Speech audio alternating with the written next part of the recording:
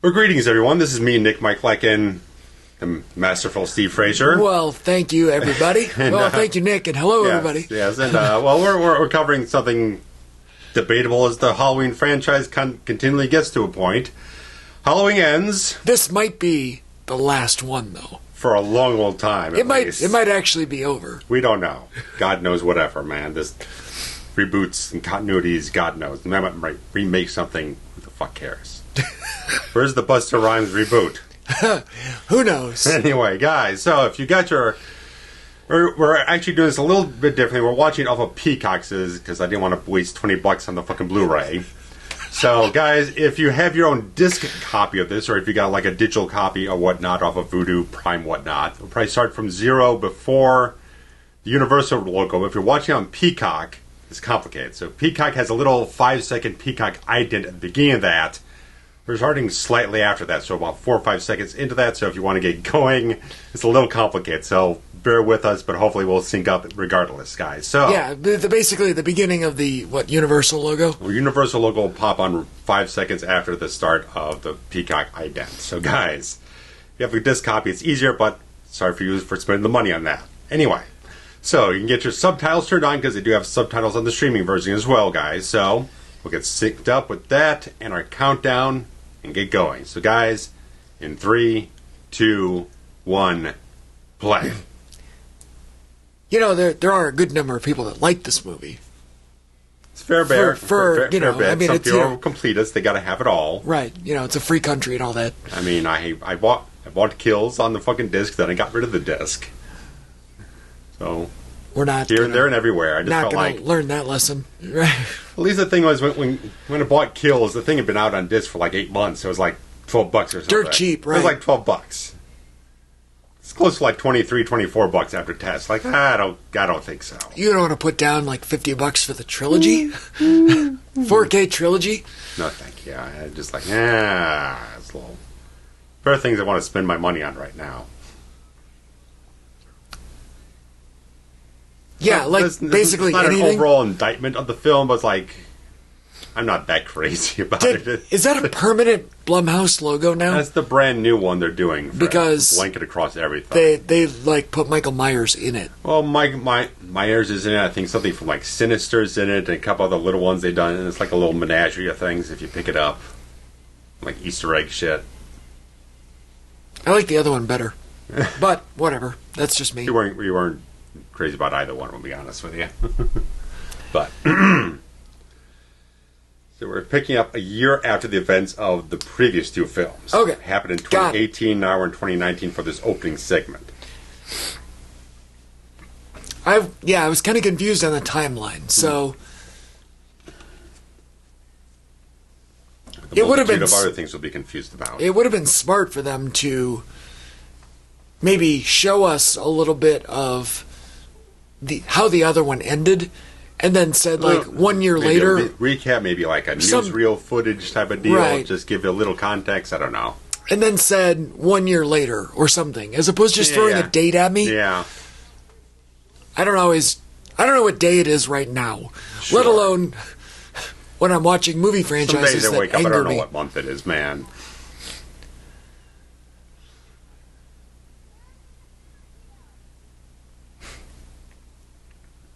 The Sitter? Mm-hmm. Wouldn't you just call him by name? Like, I don't know. It all depends if this is the first time he's doing it or they've done it with him a bunch of times. I don't know. Still, though. I mean, it's not like this kid is... Sure.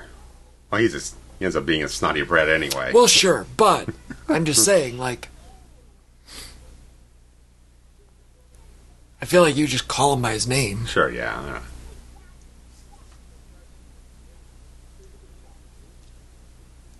I barely remember the name of the sitter we had. Like, of course, that was like 30 years ago. Like, I can barely remember her name. If I do it, I can give her a shout out. Maybe she'll contact me. Maybe she'll call in the chat. Oh, God knows. Maybe.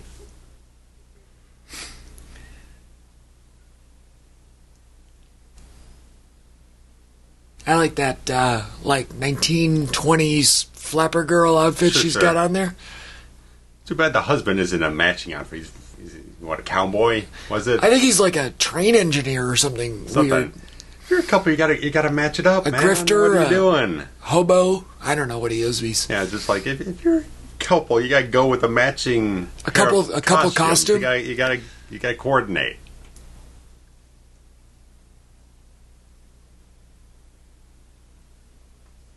Subtitles aren't. I was gonna say we're not. Our subtitles aren't on, so we don't know what the hell they're talking about. I have them turned on. They're just not doing anything. Stupid peacock.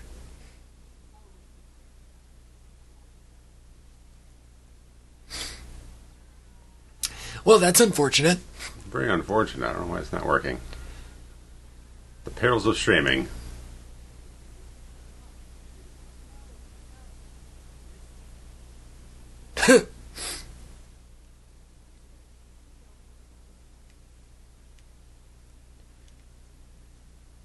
Why would... How does he know, like... How does the kid know about that? Really, you know? Yeah. How about we all turn this off and we all put on the thing? And of course, it's also a callback to the first film when they're watching The Thing from Another World. Right. So it's both a cover homage and then it's also a homage back to the original. So it's like,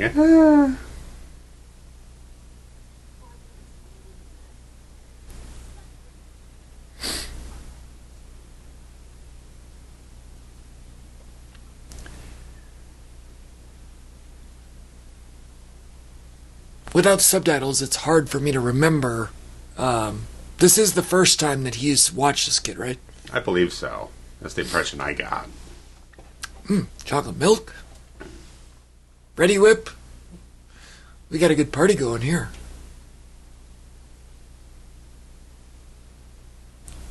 Don't underestimate store-bought chocolate milk. Mm-hmm.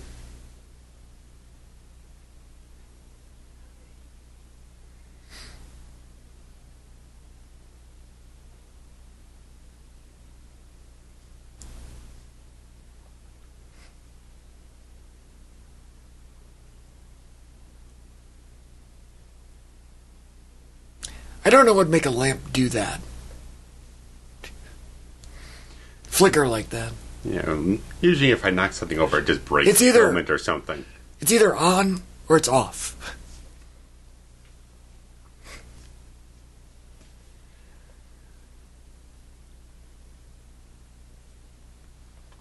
I will say they start off here with a decent amount of like suspense and like there's atmosphere here. It's one of those things I was watching.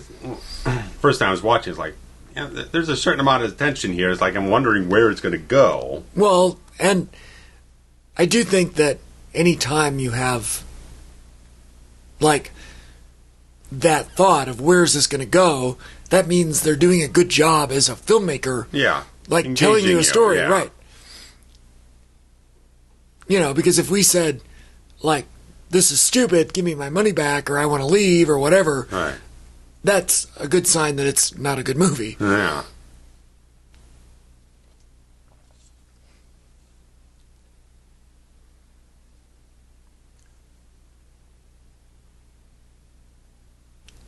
I don't know if I buy that the kid is smart enough to, like, pull off all of this misdirection. Yeah, it's a little... Doors open... End around, grab the knife. I don't know. It's weird. It's one thing for him to be just kind of hide and seeky, screwing around with the guy. Yeah. Another thing to be elaborate on this level here.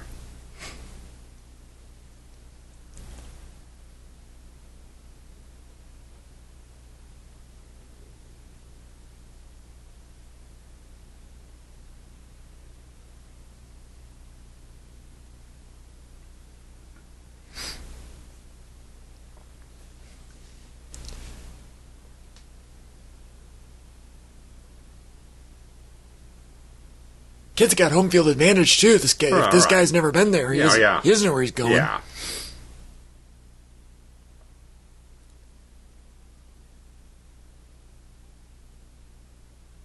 I'm confused what that room is.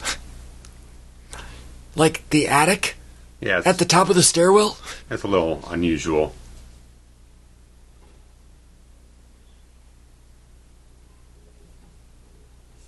Or is it just like an unfinished...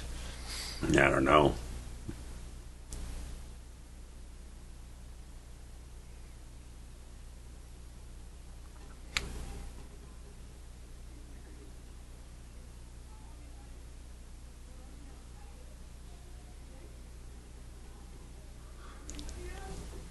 Get his little shit in. Yeah, he's a bastard. It's fine. Kick his ass. Well, actually, you could just say, you know, part of me is like, well, just stay locked in the room, and then when the parents come home, you'd be like, look what your fucking kid did. Sure, yeah. You know, sorry.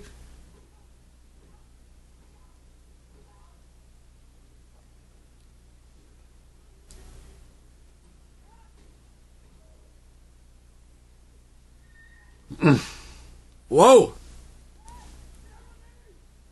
That was a good bounce. Yeah. The only issue is how that railings is as tall as the kid is. How does he flip over the top of it and fall off the balcony? It just seemed a little strained for credibility for me.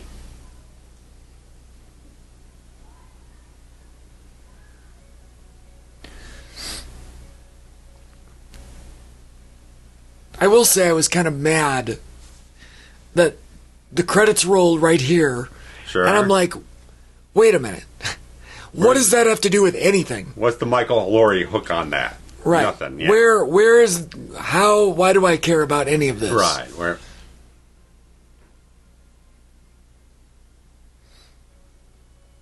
And of course, they modeled the text and all that type of stuff off the credits from Halloween 3, Season of the Witch.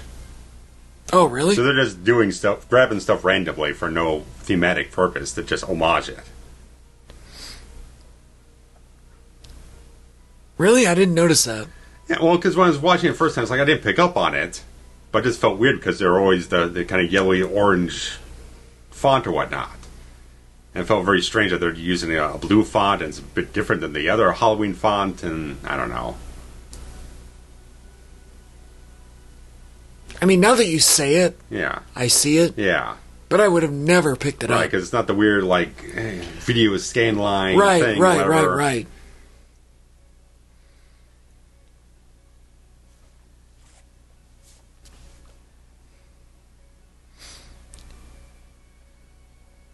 That's kind of cool. I mean, yeah, the pumpkin design thing is very clever. Well, when you got four writers. Screenwriters, yes. I was looking because obviously McBride and Green are the mainstays at this point, and then the other two people on the credits, they've got almost like no filmography. Like one of them worked with Gordon Green a time or two before this. The other one has like one credit from some anthology film and like almost nothing else.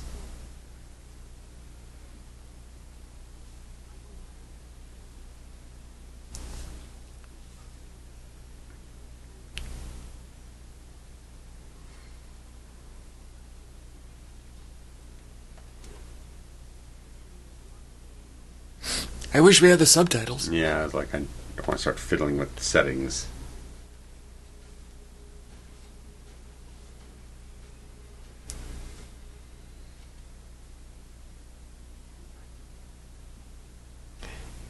Come on, as I predicted. She predicted. Kiss my ass. All you screenwriters, all four of you. This is all kills you really need to see. That's all you need. I wish that was the entirety of the franchise.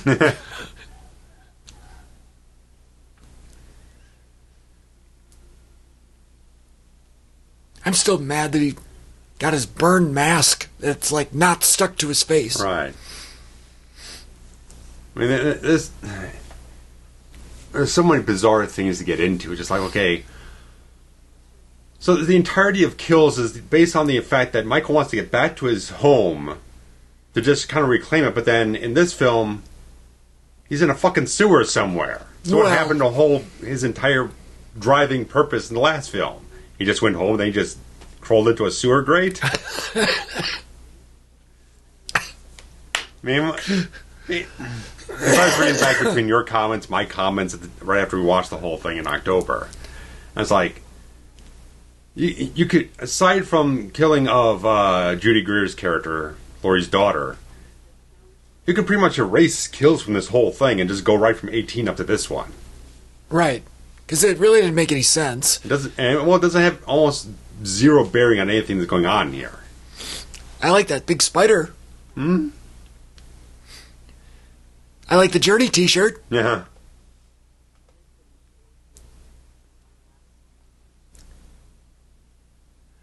So now it's 3 years after Corey's thing. intro, yeah. 4 years after the events of the first one. Yeah, the first and second, yeah.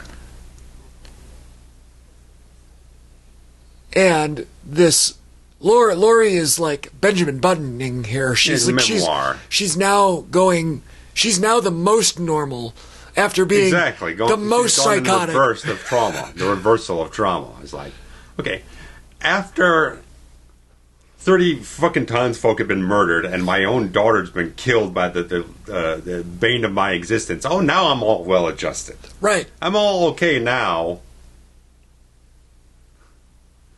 For 40 years, I was traumatized and paranoid and ready to unleash holy hell. It's like, no, now I'm just going to sit around and bake.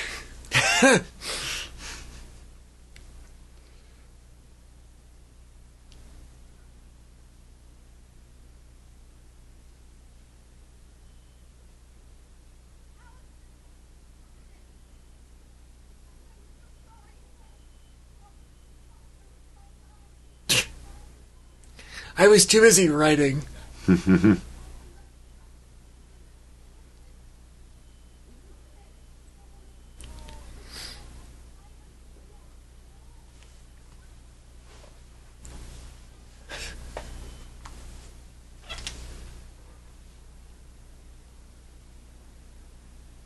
And she works at the hospital. Mm-hmm. Wait, did she always work at the hospital? No.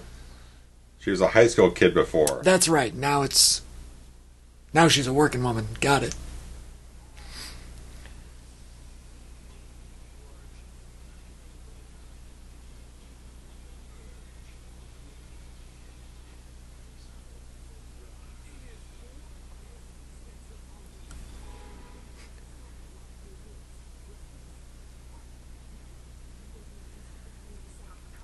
There are parts of this kid's story that I enjoy. Yes. There are many parts that I find questionable.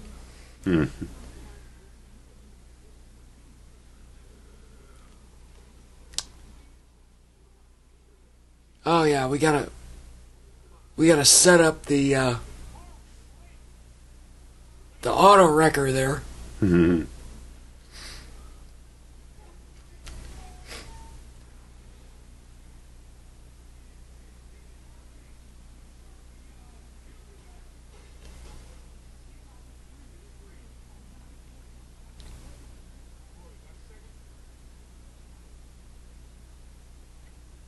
He's got weird lips.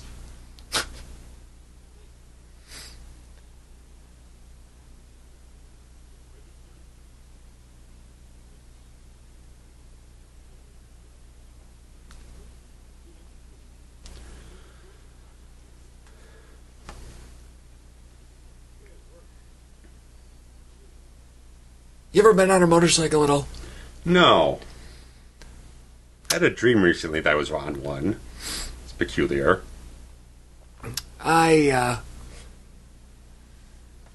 been generally afraid of them my entire life. And Huddle House. I didn't know Huddle House existed. Yeah. They certainly don't exist in Illinois. So wherever they filmed this... Savannah, Georgia. Well, that makes sense. Apparently they had some problems making Savannah, Georgia look like Midwest. It's like, why don't you ever just shoot any of these films in the Midwest? Well, because Georgia's got a hard-on for tax breaks, and you can film anything in Georgia for basically free. Illinois guy got back up on this, man. Well, they're better now. Illinois is better. First watching this, like, oh, is this guy Michael Myers? Well, he looks like beard? it. It might be. Might as well be. That's how we're going to bring him back. We didn't actually kill him this time. It was the guy with the beard. Even though the guy with the beard gets killed. But we don't know that for certain. Well, sure. Boys come back. Sometimes they come back. sometimes they come back for more, or again, or what, I don't know what the sequel's called. Yeah. One-stop shop. That's clever. Mm-hmm.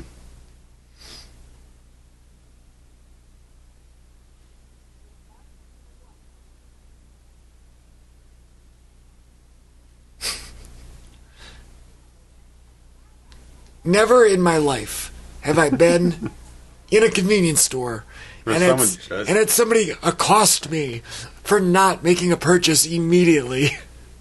I could see if it's close to closing, but it's the middle of the fucking day. What the? These guys are well written, I think. They're well written. It's just ridiculous. A marching band gang picking on some 30-year-old guy. And woman's got the worst fucking mullet in the history of mullets. I don't know if he's supposed to be 30. What year did that mullet come out of? Because I don't know which one it came out of. That's 1991. It needs to go back. And then be obliterated from history. It's fucking atrocious. I'm not going to be intimidated by someone with a piece of hair like that. Looks like you put a dead rat up there or something.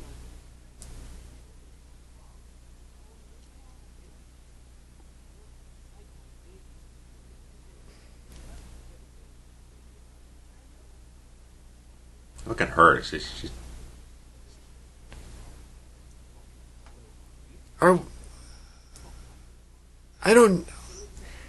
Why is this even taking place? Right. That's the point. Yeah. Yeah, they just want to have someone score some beer from us. Like, fuck off.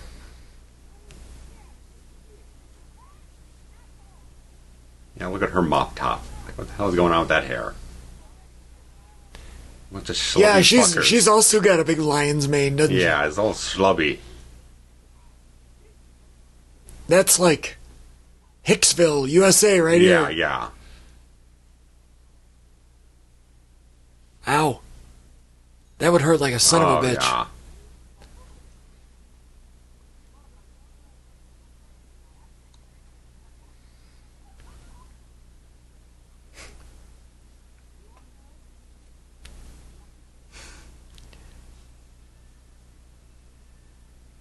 What kind of role model are you, ma'am?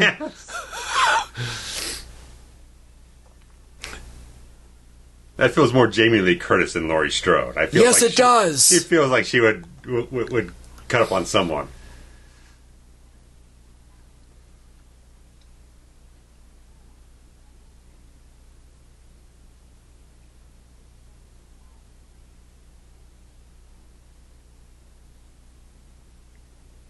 And is that look because she's like smitten? I would imagine so, because beats me.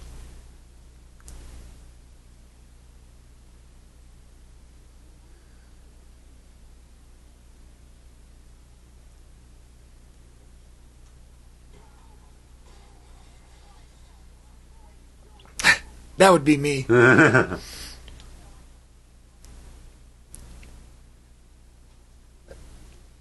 Oh, I think I'm remembering now that they like bond over their trauma, right? Something, yeah.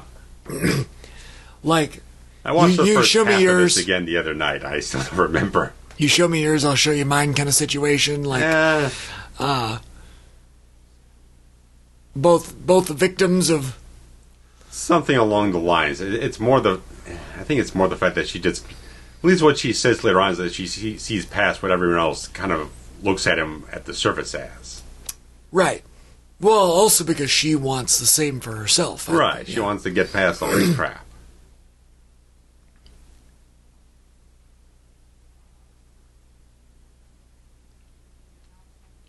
I mean, well, a multitude of frustrating things about this trilogy, but the one thing is, like, it's so inconsistent, the characterizations from one film to the next. It doesn't feel like it's all made by the same people, despite the fact that it is. Right. Her character goes from regular teenage girl, the first film, then she turns into shotgun-wielding vigilante, and then she's kind of this... The shotgun-wielding vigilante, the trauma stuff from Kills, doesn't factor into anything here. It's completely just... She's a sympathetic emotionally, figure, right. there's no continuity between the two of them. she would feel more direct from 2018 up to this one. Kills doesn't feel like it impacts her psychology or emotional state or anything. And it's weird because 18 and Kills, those take place on the same day. Yeah. Right. So the fact that there's any character inconsistency between those two is already ruins the entire everything. Right. Like, you can get away with saying, okay, 4 years later, everybody's different now. But you could smudge it around a little bit. A little bit. It's like, okay, her boyfriend gets killed, her mother gets killed, Tommy Doyle gets killed too, and all this type of stuff. All these people that she knew, all murdered now. There's like nothing ever happened.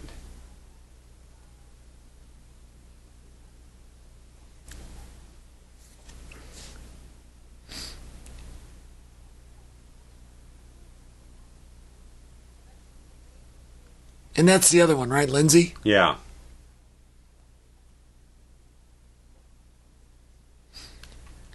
Again, I'm attacking the writing. I'm not attacking the performances, because I think these three are very good performances through the entire film. Well then. Right when I say it. Right when that happens, I say that.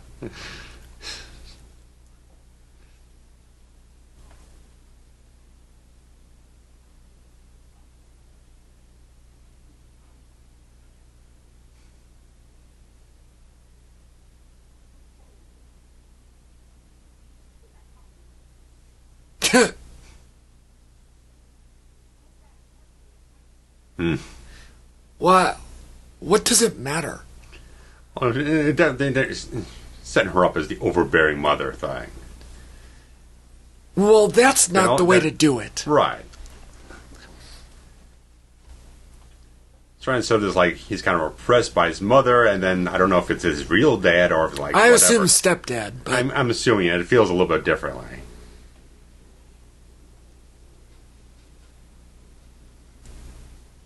As we're going to get into, like, okay, the junkyards, all this mechanic stuff, it does weave in this whole thing. They definitely took influence from Christine. 1,000% in this whole thing. His entire character art feels because they named him Corey Cunningham, same as Arnie Cunningham. Right. His character is completely mapped on from that.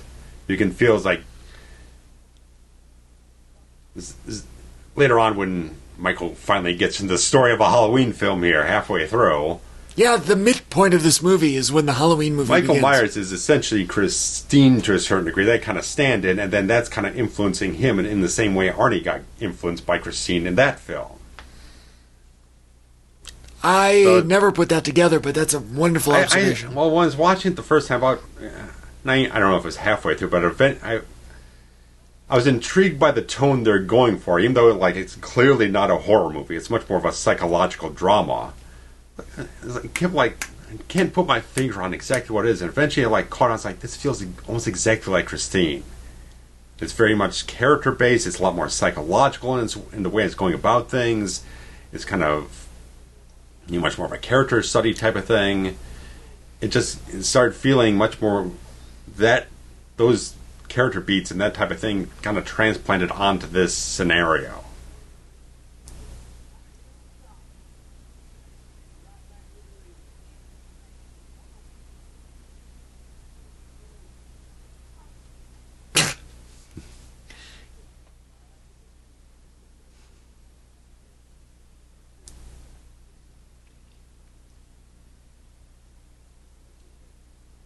Somebody's got to.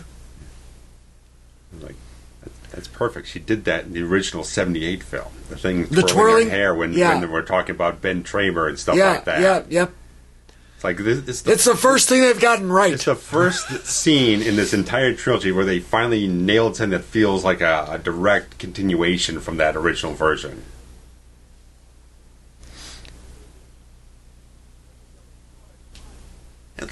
This is a sweet relationship. It just doesn't really go anywhere. You know, you're in small town America when the Pringles are in the same aisle as the tampons. No. Normally, and the baby food. Normally, those three things are in separate aisles. Lifesavers. Like, I gotta cram it in there, man. We ain't got 50 aisles here.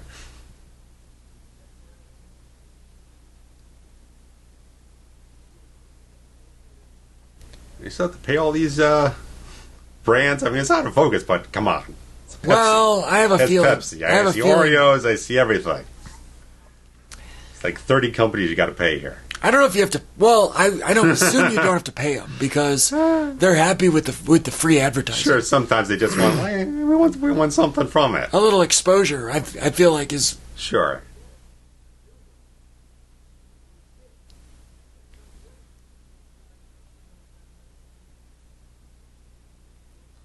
Or at least you want to clear it with them. It's like, okay, is it fun happening here? It's like, yeah, sure, fine, whatever. You don't want it to sound like, oh, after the film gets released, oh, we don't want that in our movie. Right. We don't want to be associated with that.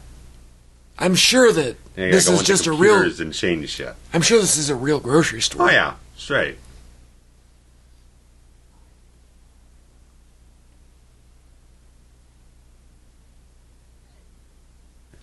Pepsi must have put in some money if they still got a vending machine and stuff. Maybe. Couple bucks.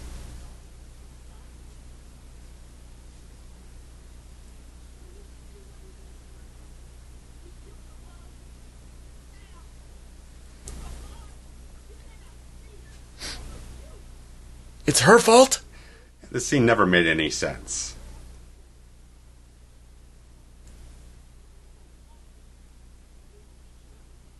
How the fuck did she provoke Michael into doing anything? He escaped.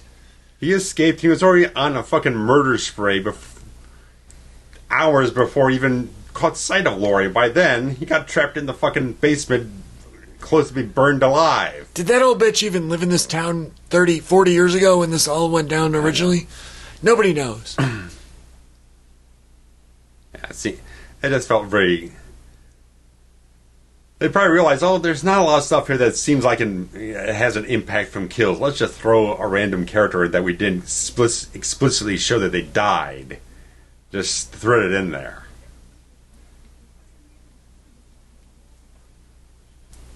Because something else that shows a little bit of a disconnect, even though...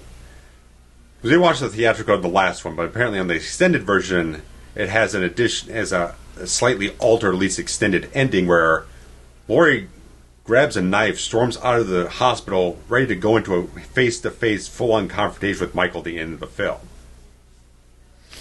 Intending that they were originally intending for this film to be like straight-on, full-on, same night, they clash, and it's over in one night. Well, that would have been better. Yeah. I think. It was like... So, like, they even doing kills, they still really didn't know what the hell they were going to do on this one. Now, granted, COVID happened in between. Yeah. Is that Nick Castle? It looks like him. I think that was. That might have been Nick Castle. I think so.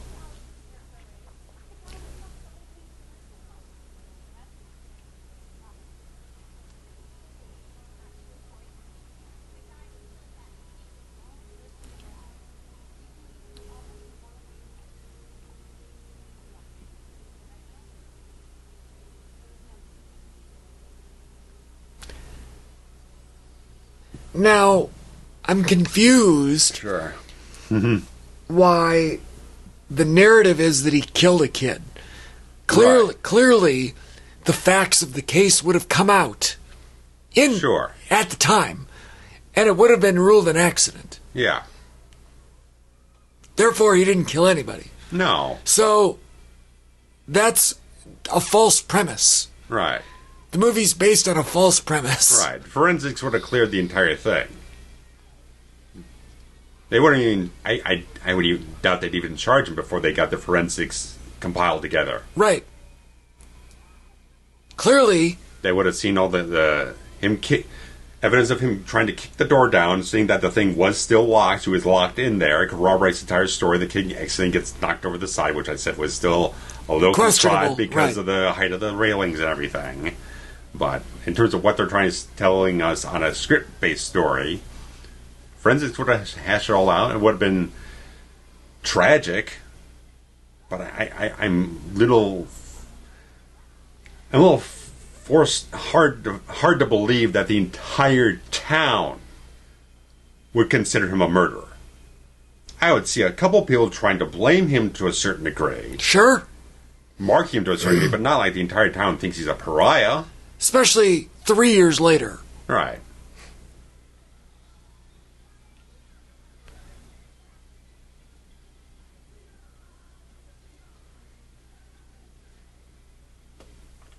Yeah, that's questionable. Yeah.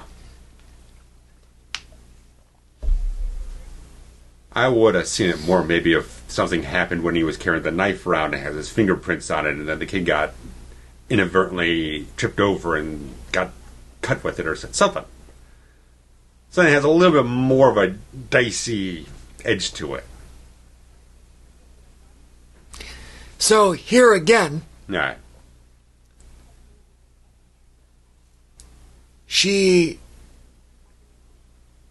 I could see it from her perspective. It's a little on the extreme side, but I can understand because she's enduring trauma. Well, right, your kid but gets killed in some kind of freak accident. I mean, you're not really rational. Agreed, but again, using that phrase, killed my son, Yeah.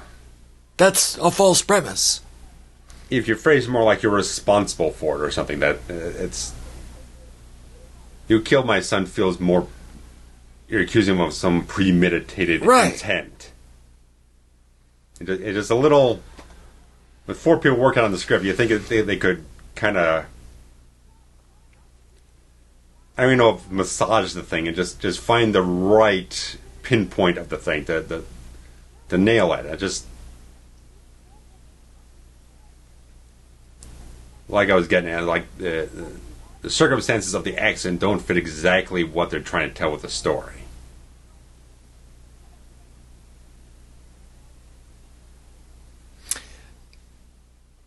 It would have been different had the kid not fallen and broken his neck or whatever. Like if he accidentally ran into the knife or something. That's what I'm saying. Like that. There are a lot of ways you could have gone. Yeah, and need a little couple more pass-throughs that kind of refine the idea to make it a little bit, give him a little something on it. Again, not an intent, but something that could be misinterpreted. Right. The circumstances could get fudged around.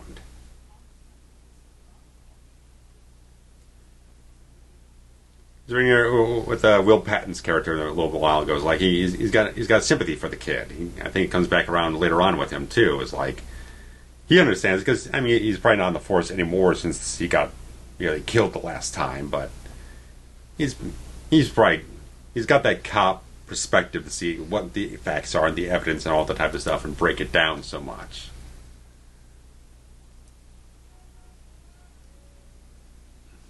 Them again.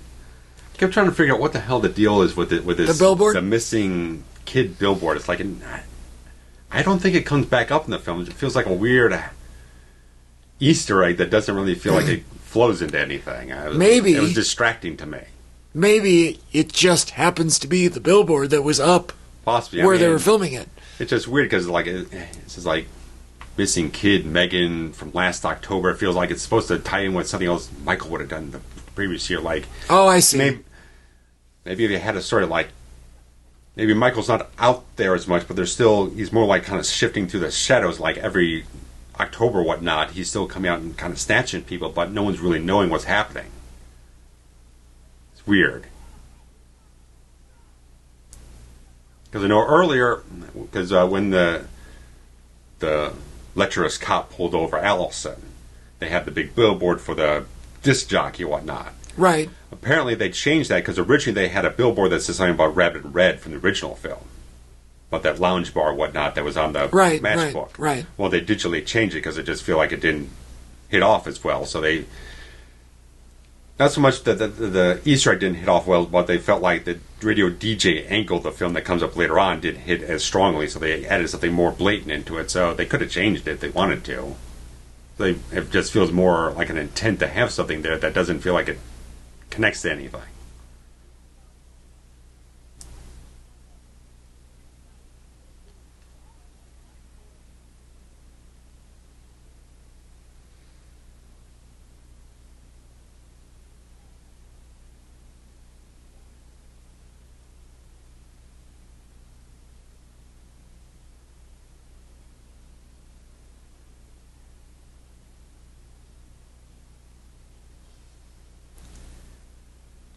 about vagrant guy here, man. It's like console TV man over there. He didn't see it, but he heard someone call somebody slick. Right, right.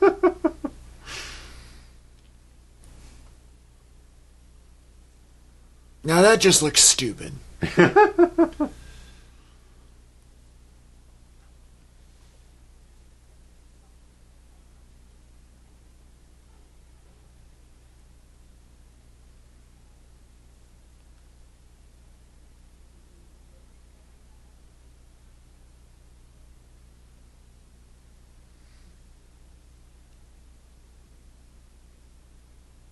She making popcorn? What is she making? I don't know.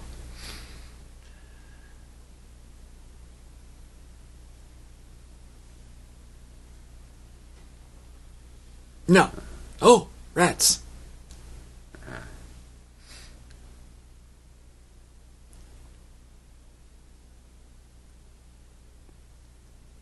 I'm always hard-pressed to believe that there are these, like, sewer drains that, Yeah. like, lead Giant to cavernous these areas, right, yeah. right. Like, what is this? Yeah.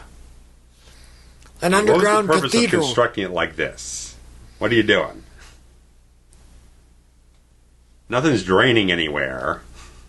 The point of a sewer is for stuff to drain places. Right. It's bone dry in here. I understand having, walkways and access points Yes. and such, but All just seems very random.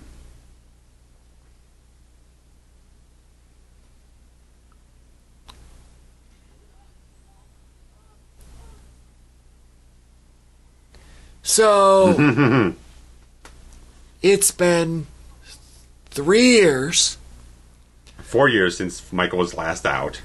and 4 years Mike's just chilling in the sewer wearing a mask. Uh-huh. Cool. And now, Cool. here we go. And now, just like shocker, Now we're getting psychic visions. Because Halloween 5 is the one we need to steal all the ideas from right now. right, Yes. 100%. Instead of laying in a shack, he's laying in the sewer. Not 1 year, but 4 years. 1 year, not 4 years. I can't even get mad. Like, it's just too ridiculous. And now he's passed on the evil. And now we don't even have a Don Pleasant start yelling at young children who can't speak and have Right. weird psychic premonitions. That's what makes Halloween 5 entertaining. That and the cookie woman. Cookie woman. And the kittens. We need some kittens. Right, This thing gotta have runs with kittens. Right, sex kittens. this- 6 kittens.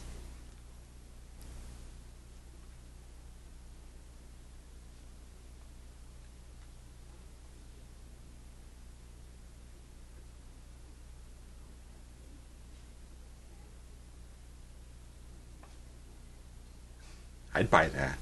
Same. I can say I'd buy that.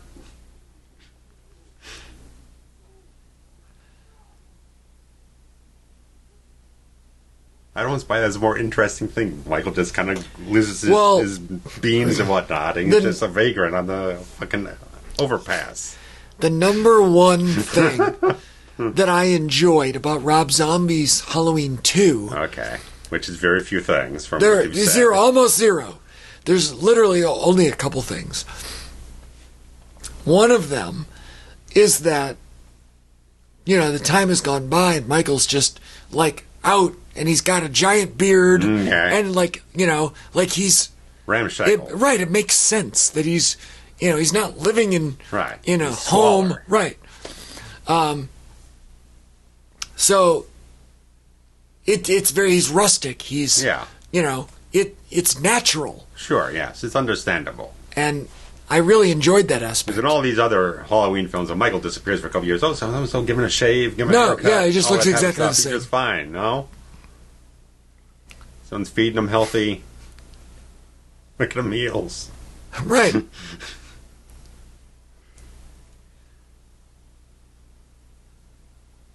We're not even to the midpoint of this movie yet.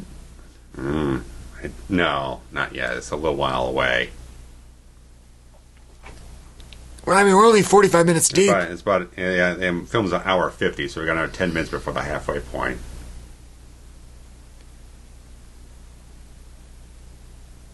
Although you could argue that was his first kill, Corey's kill. Yeah. That would be a good midpoint. Or it'd be a midpoint. I don't know if it's a good one.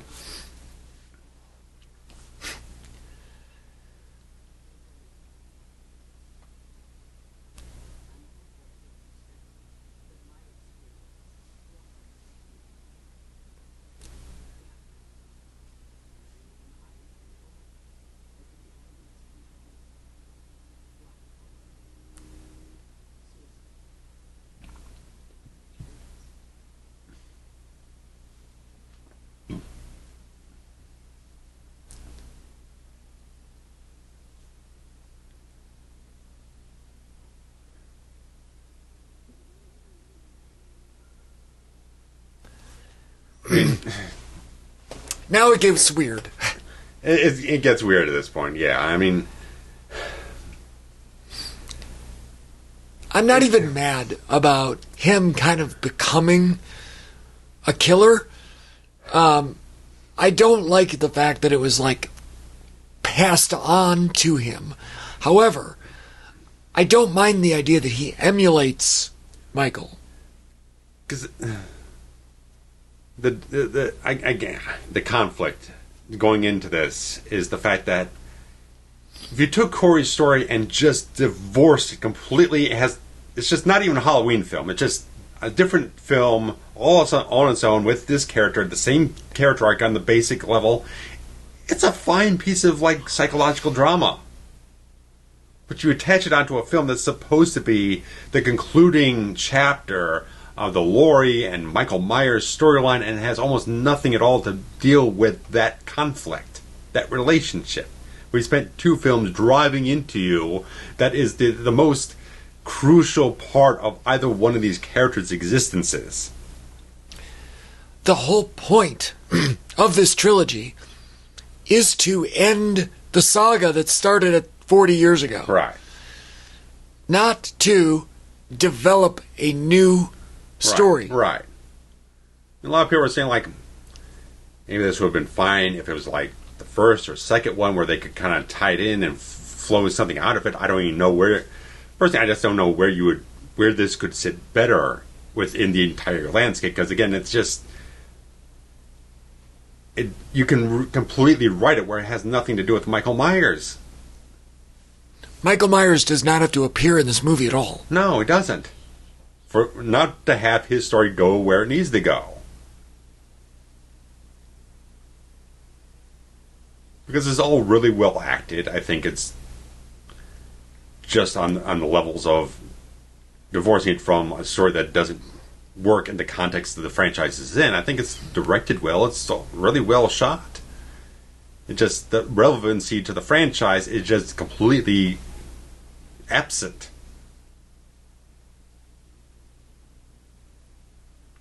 I mean, it's got an interesting tone.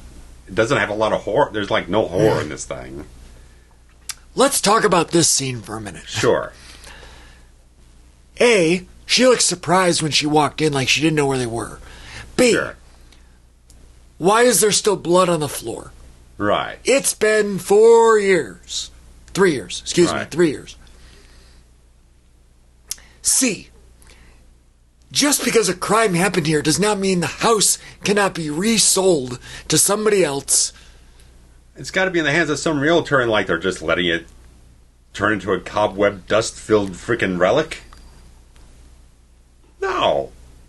None of that makes sense.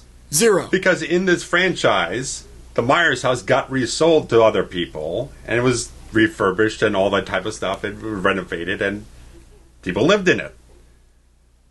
It's not like in like the original continuity franchise of 4, 5, and 6, and even going into like Resurrection. All the previous continuities kind of left it as kind of this. The Myers house is kind of like an aging relic until like Halloween 6, when the like Laurie's uncle bought the thing because whatever.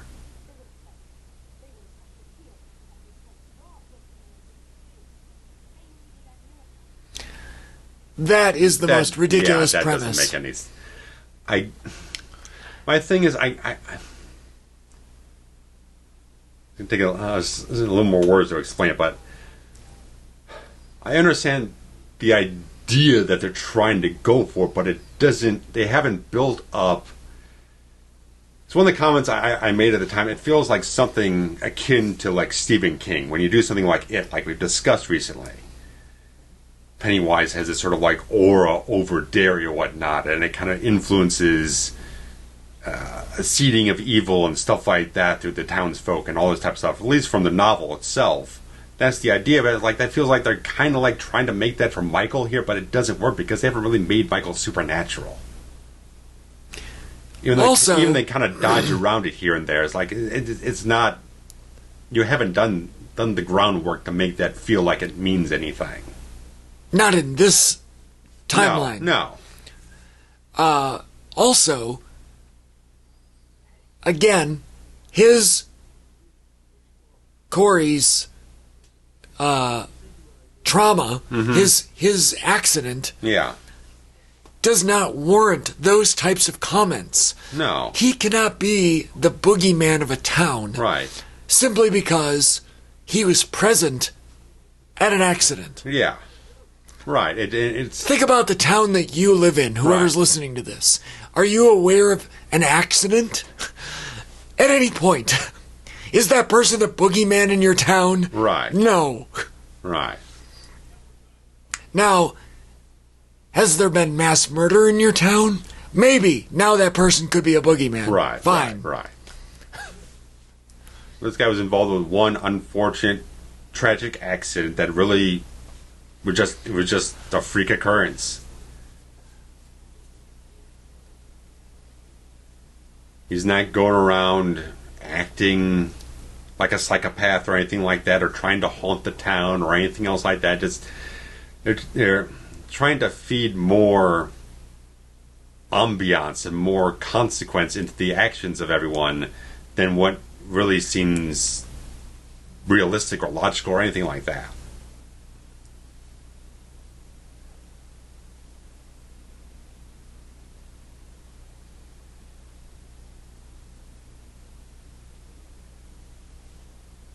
This guy's like 40 years old. He's creeping on like a 20-year-old girl. Right.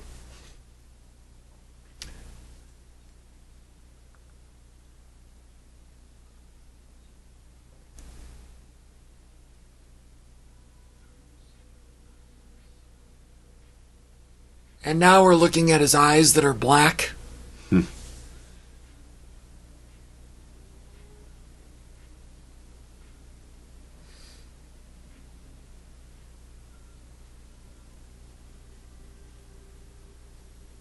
This music can only mean one thing. What? Yeah, just... We're going to make sweet love.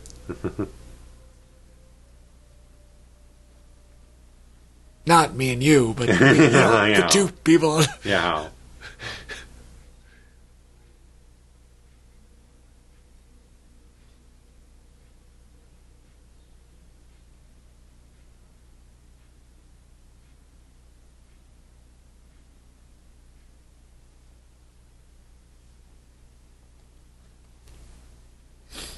But yeah, I'm sure it's like probably the same thing for most people when they were watching this the first time. It's like, okay, I'm intrigued, but it's like, what the fuck does any of this have to do with anything?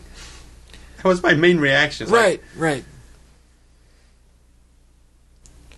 There's interesting elements like I just don't understand what the relevancy that this is to Halloween. And you can like this story as a story. Yeah. That's fine. Yeah.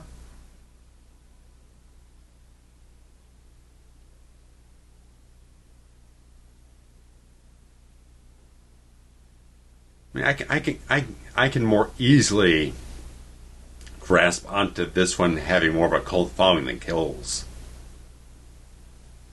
Because Kills is just a splatter film, and there's a multitude of splatter films that are better than that thing. Kills is terrible. Yeah. This is terrible as a Halloween film. In relevancy to what it's supposed to be about, yeah.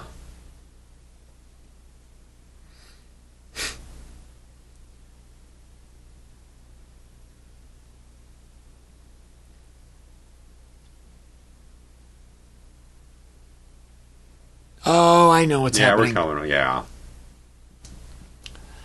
I realize now what the midpoint is. Yeah.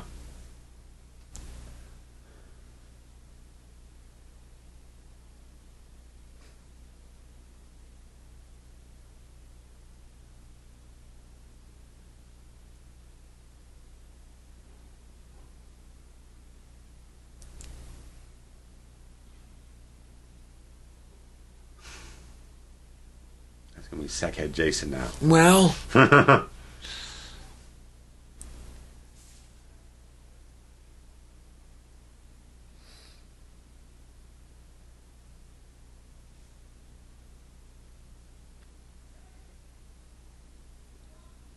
Personally, I don't care. I'm not chasing anyone into a fucking drainage ditch No, or some shit. no. Fuck that. Fuck it.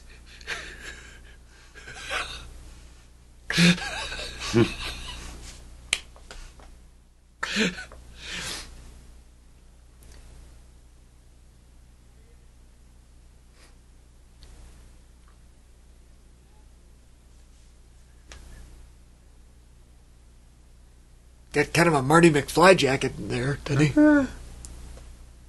Got some rats earlier. We need some turtles in here. Well, there you go. Heroes in a half shell. Yeah.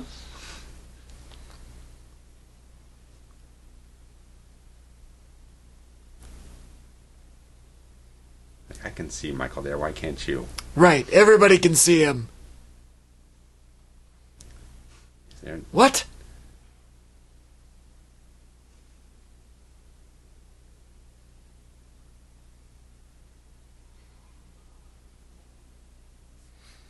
So, is the logic that Michael needs Corey to, like, bring him victims? Like it's the fucking Freddy versus Jason? Oh, God.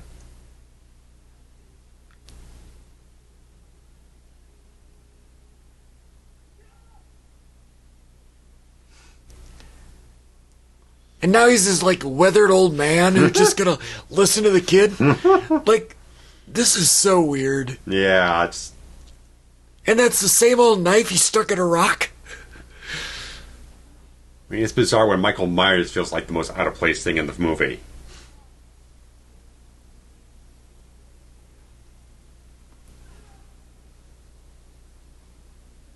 She's done the old wrestling trick. The guy ducks out of the way and he's got to cut the wrong guy. Hit the wrong guy, yeah. And the tag team breakup ensues. Right. Some gets super kicked through a window. Tried to escape through the window, you know. That's right. Bless you, Bobby. If Marty Jannetty had just jumped through the window himself, he would have lived. But because the fact that Sean threw him through the window, then, you know, then... It's weird. It's like he started to cut him, then it feels like he's just getting like a surge of energy, like it's Highlander or some shit.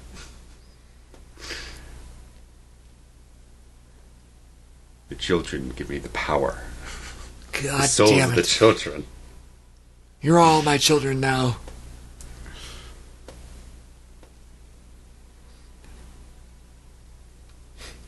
It's a little like Nightmare 2. It like breaks the rules and switches it feels a lot more Freddy's Revenge. Yeah. It does. Yeah, it like, you know, Just now it's happening to him instead of the other guy. yeah. I'm seeing more parallels. There's just not enough homoeroticism. Right. And you know, she is Kim trying to stop him or trying to like, hey, just let me in, let me be your friend, let me. And old Corey, it's starting to happen again. So yeah, there's some Freddy's Revenge in this. What I wouldn't give for Bob Shade, a bondage outfit. Oh. Like, why do you smell like a sewer?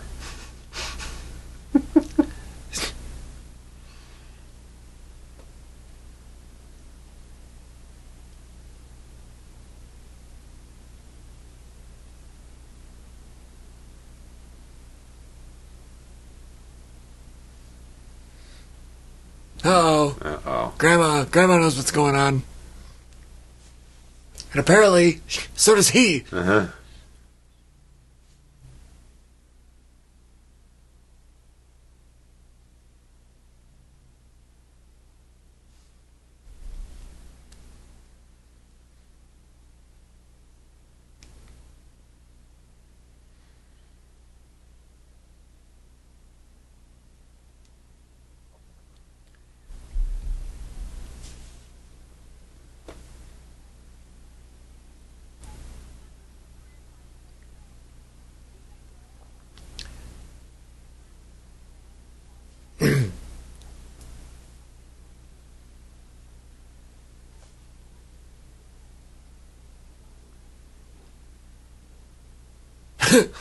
We all have that one work friend. Yeah. You just want to punch him in the face. I guess the story is that girl's... They're both kind of vying for the same sort of promotion or whatnot. Sure, or something, sure. And then the other girl, she's sucking off the doctor. That's gross. Mm-hmm.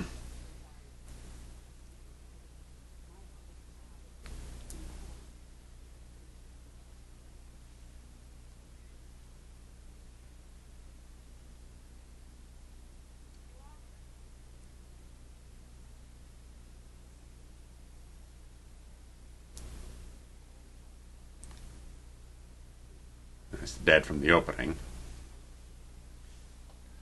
Oh, yeah, Mr. Train Conductor, Hobo, Yeah. or whatever. So I don't want to coordinate with the missus. I want to do my own thing. I just assumed they were broken up. Oh, no, just the fact Oh, that... the coordinating, yeah. Costuming. At this point, I'd imagine they're probably not together no more.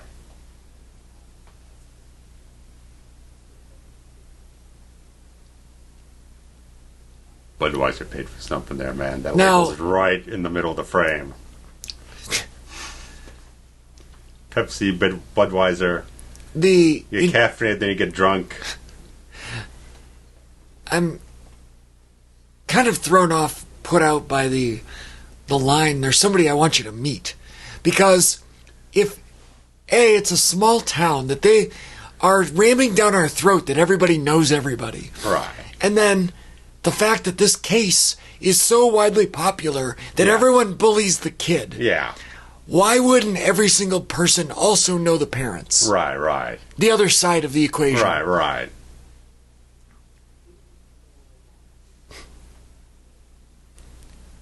There's so many things that they just didn't think about when they wrote this movie.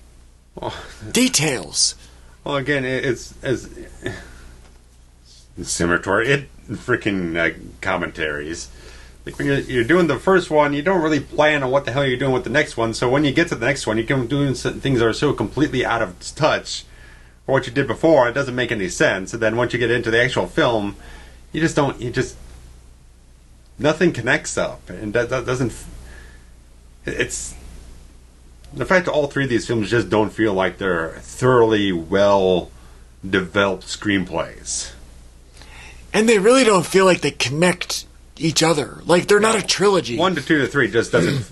You can jump them all up, and they don't feel like they have cohesion. Right. It's like three different, like meals. Right. You know, like one's Chinese food and one's Italian food, Yeah. and one is Mediterranean. Right.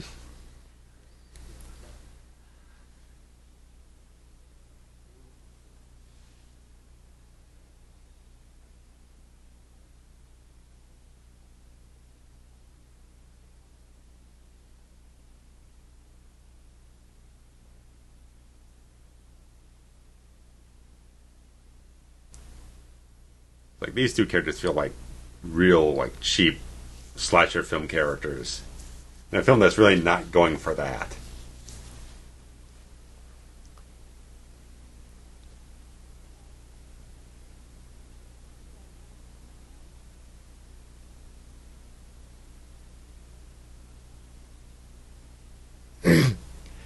Just the unethical nature of this relationship makes me want both of them to die. Yeah.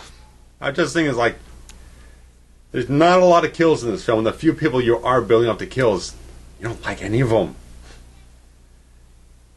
You got a brat kid at the beginning of the whole thing, where you got these two lecherous, freaking detestable people, or the guy they just killed in the freaking sewers. Like, that guy is a piece of shit.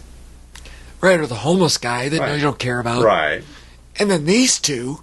Yeah, that's what I'm saying. These two lecherous people are no better than the freaking cop who was getting all up on Allison before. And again, we've got a great visual. Yeah. Here. But she can't hear. Right. And getting stabbed. Just turn around, you dumb dick.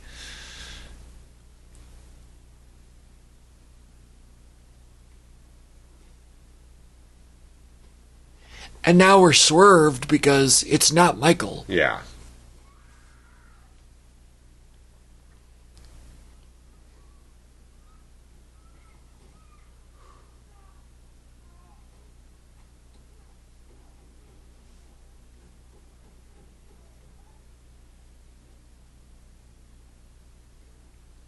He hasn't learned enough from Michael and Halloween too. He just walks right through the glass. It's like it's not even there.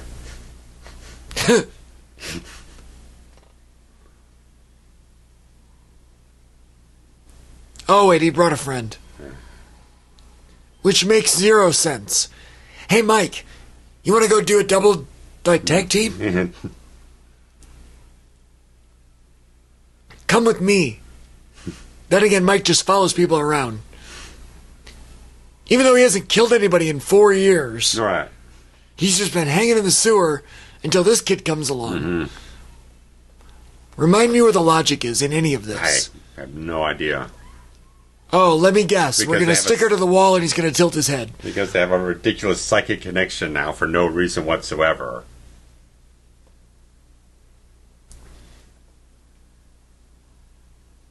And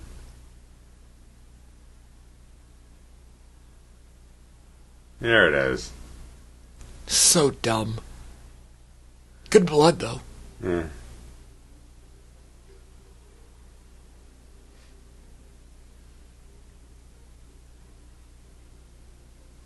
What was the funny thing? Anyone thought, like, with this moment, it's like, oh, is Michael going to be on the back of the bike? It's a little too hard of a cut between the two different scenes. The two of them just joyriding around. Michael holding on. Yeah, yeah. That'd be cute. No, it's Lost Highway. It's going David Lynch on us. See, I respect David Lynch because I actually have no idea what the hell's going on in his films, but I know that he knows what's going on in his films. He's never going to tell me because he's far more intelligent than I am. It drives me nuts. I can't handle it. No. Like I want to like Mulholland Drive so much, Sure. And I start it and I'm enjoying it, and then I go, what the fuck, and then I turn it off. Right. Like, I'm intrigued by Lost Highway, but I just don't ask me to decipher it. I'm just here for Robert Loggia. Well, as anybody would be.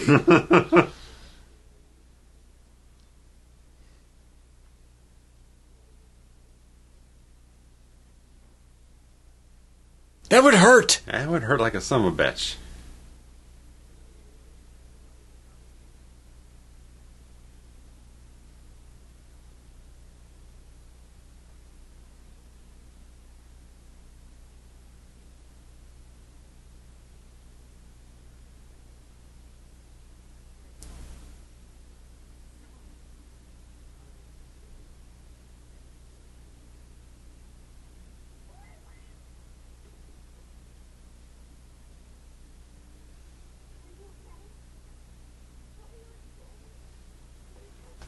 Yes, he's insane. Yeah. Correct answer is yes.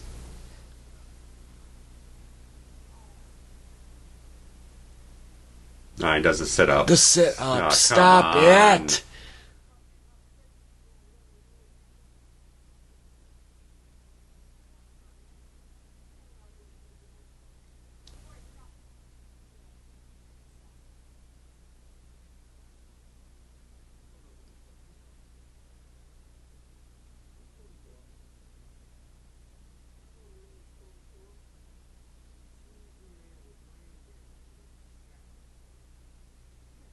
I don't know about all that.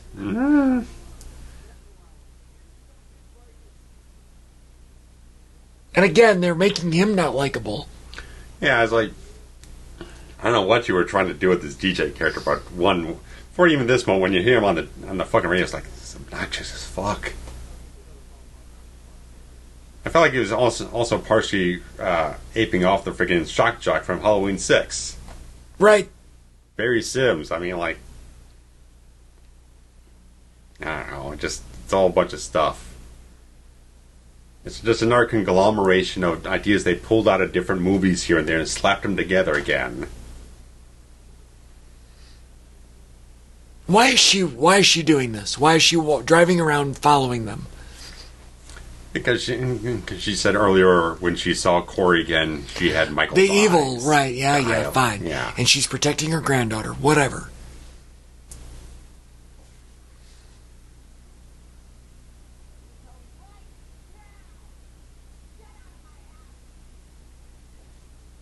I don't think the overprotective mother is the performance is too over the top for me.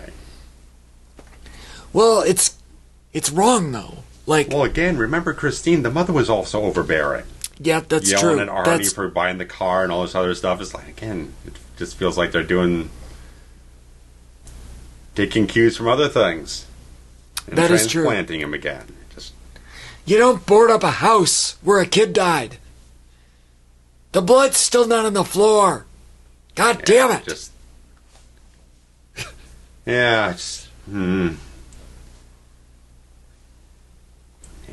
Again, I get thematically the idea behind it, but it doesn't fit for how you're crafting the movie and the story and everything.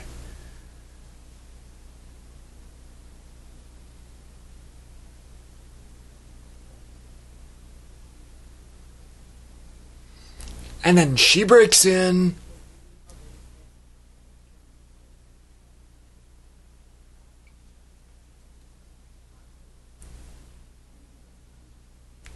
And we still got 35 more minutes. It's a ways to go on this one, man.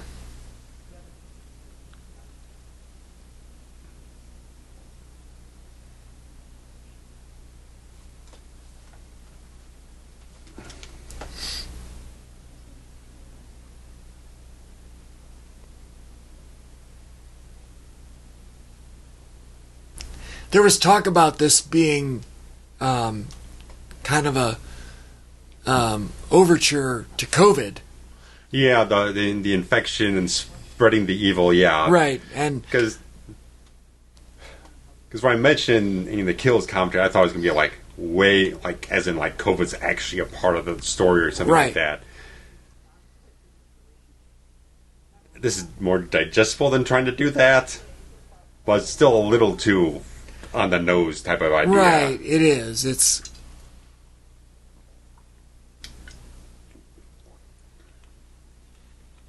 yeah, I don't like it. I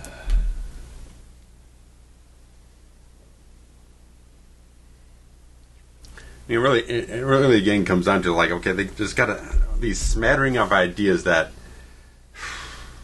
maybe they could work together, but you don't have the right people writing the thing.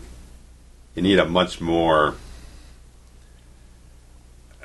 intellectual sort of screenwriter to go into weave everything together. And not even saying that it would work for Halloween, but just having ideas that they're trying to present here, trying to sell us on. The way they presented them, the way they've scripted them, they just don't function together.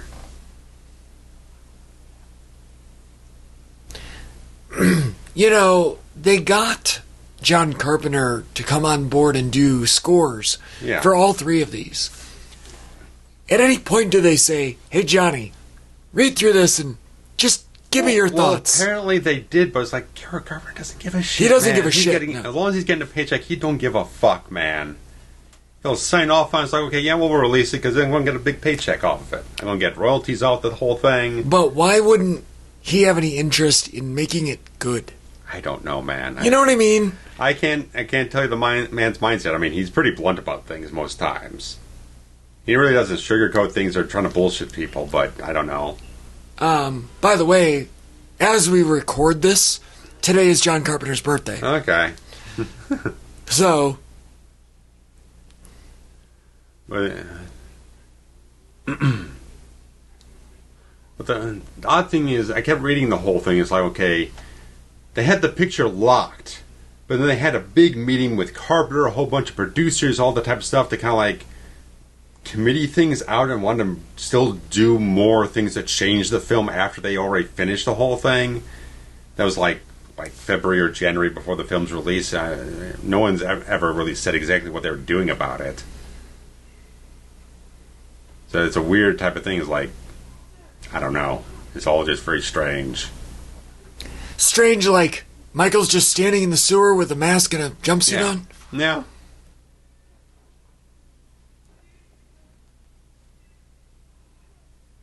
None of this makes any sense. Yeah, I don't... Like I said, the Myers thing feels like the most out-of-place thing in this entire story.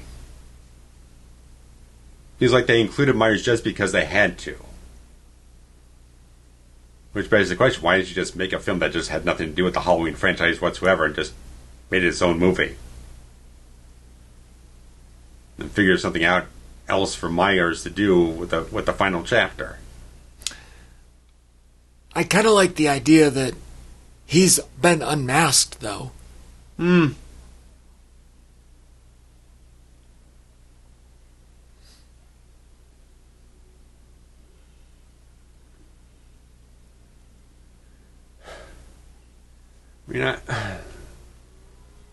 thing is, it's one of these things, like, I get what they're going for, even though it doesn't function. It doesn't sell off like, okay, Michael's in the sewer, so it's like he's kind of like underground of the entire town, so everything's supposed to seed up from him, again, like Pennywise, but again, it doesn't function because they haven't written it the right way. But it's not the whole town being evil. It's one guy. And it took 4 years for that one guy, well, 3, for him just by happenstance to walk in. Because they had, after the opening credits, they had this entire montage thing where Laurie's talking about how the evils infected the town. There's one shot of one woman who committed suicide. She hanged herself. Apparently I think that's supposed to be the mother of the kid that got killed in the motion detector scene in the first one. He's going through the backyard, the light keeps turning on. Oh, yeah. Apparently that's supposed to happen, but no one really got it. Because how am I supposed to know that? We never saw the mother character. As all these little things that they want to kind of like seed in here is like, okay, Michael's kind of infected evil in the town and stuff like that. But it's like, okay, it doesn't function because you don't have the nuance to pull off the story you want to, because you got all these conflicting things in the tones and the way you're going about things. Like,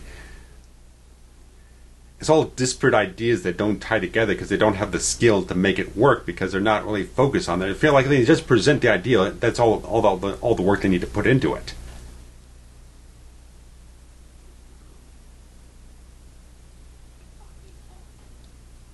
There's hard target for Van Damme. John Woo Phil. Because Universal owns the movie. Why does that man have 3 cat posters up on his wall? I don't know. Weird.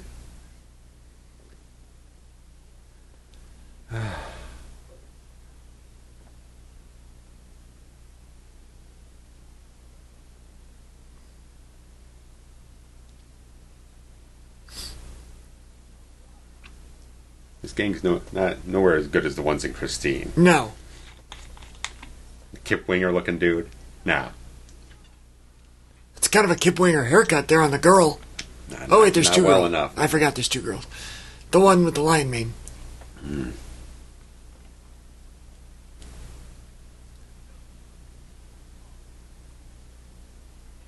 was more like a Kevin Cronin hairstyle, from like 78 or so. Yeah, you're right.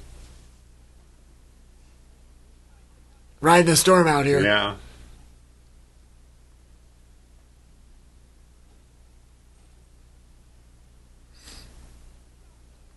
There's definitely some Christine vibes going on. Yeah.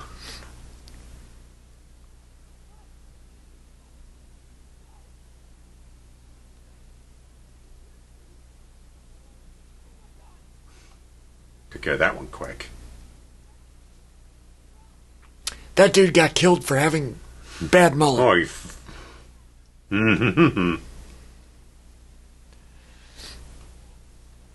Even Billy Ray Cyrus was like, no, kid. Nah. You're doing it wrong. Yeah. Now Winona Judd's going to get it.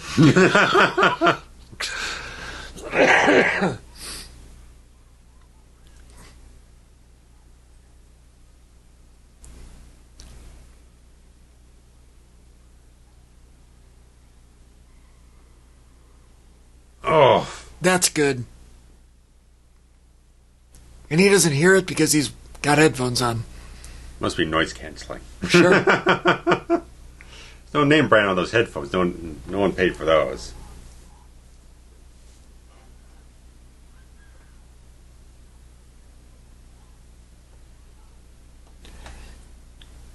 I was looking for some sort of another name or something to link us to Christine. Like the name of the tow truck or something. Yeah. What was that dude's name? Darnell? Darnell's body shop or junkyard. Yeah. Man, I dig the score, man.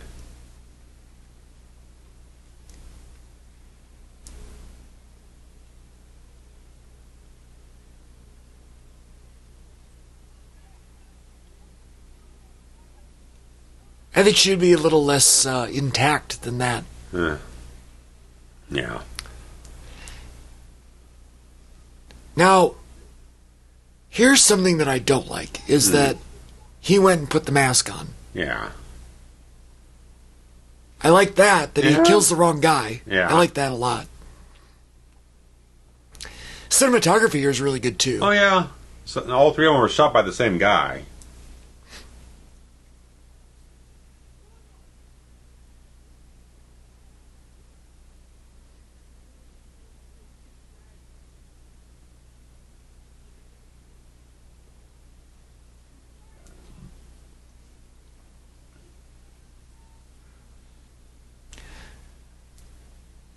I don't know why he had to put the mask on.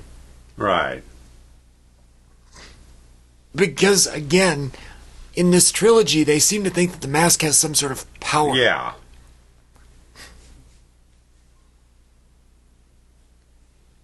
I like that. Yeah.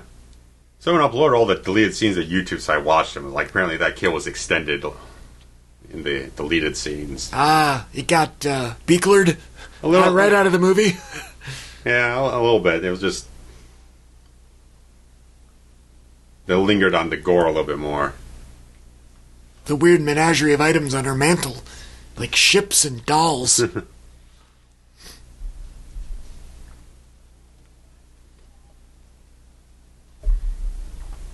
lot of tchotchkes in this home.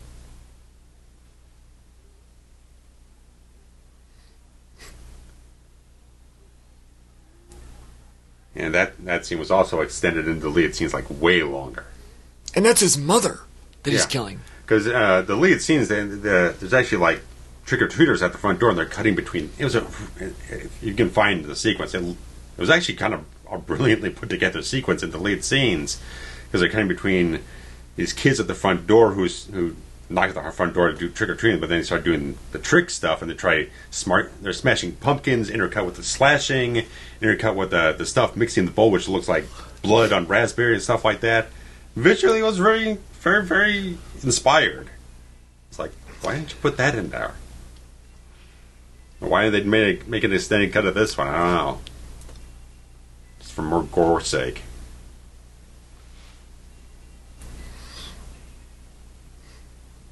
But yeah, I mean, aside from the dad character in the last scene, he got accidentally shot. Everyone's been kind of a dick who's gotten killed in this thing. There's no empathetic characters getting slashed up or anything. And we don't know anything about that receptionist just now, Yeah, so... she just showed up. She wasn't in here before. 70s dickhead guy. He's been an obnoxious jag-off the whole time. That's pretty... I like that. That's pretty fucking awesome. What a great shot.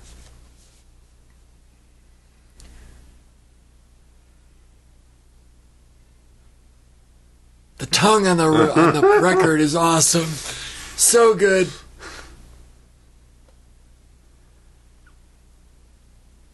That's so good.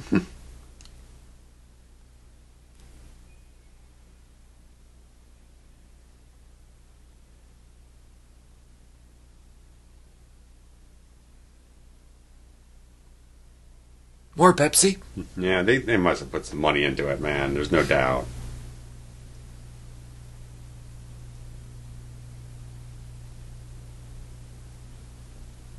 More Pepsi? Yeah. More Pepsi? Yeah. More than a few bucks into it.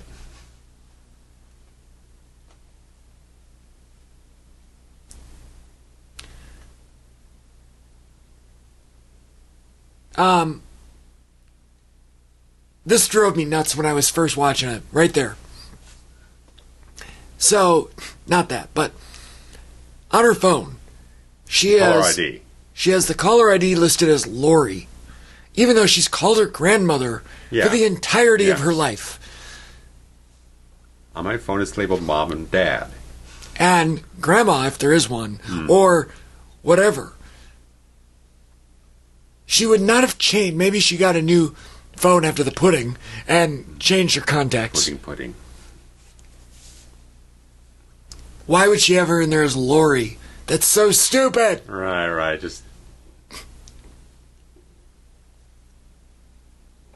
details. Fucking McBride. Pull it together. Hate that guy. Hate this movie. I hate it more when he starts doing his Exorcist God trilogy. Damn it! Exorcist trilogy. Fuck off.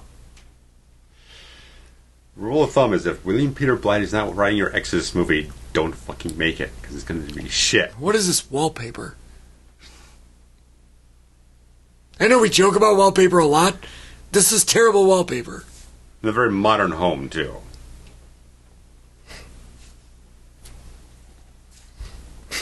People still make wallpaper. No. You just walk into Sherwin-Williams, they don't have no wallpaper there no more, man. Don't sell. Way too much of a hassle.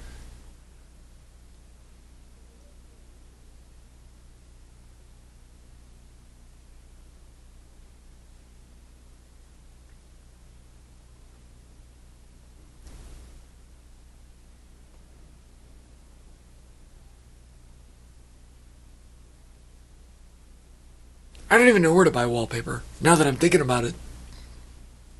I just remember us having to take the wallpaper off the wall. Now, that's a fucking chore. Right. You gotta heat it. You gotta scrape it.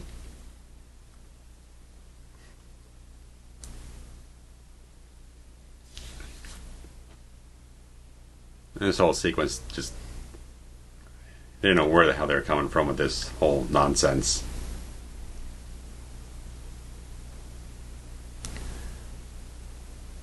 To your point about that deleted scene, in the movie, this is Halloween. Yes. There's been no, action on the streets. Right, Kids there's no feeling, semblance of Halloween. No. The day, not the movie, the day. Right. Show me it's Halloween. Yeah. There was more Halloween ambiance in the first two. Yeah.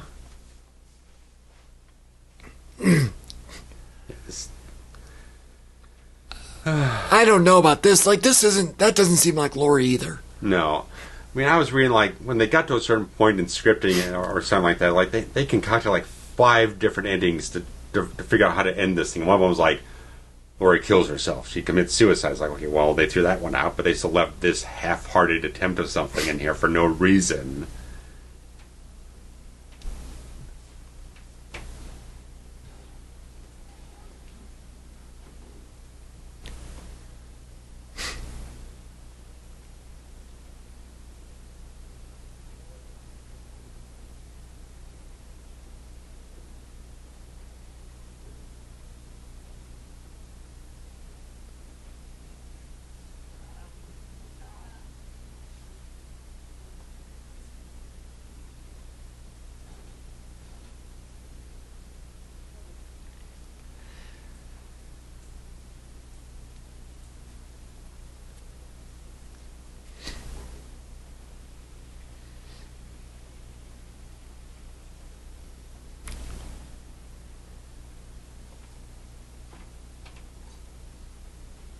I guess in the context of the story they've presented us, this does kind of make sense. It's an okay, like, progression of events where she tries to, take him out. Sure.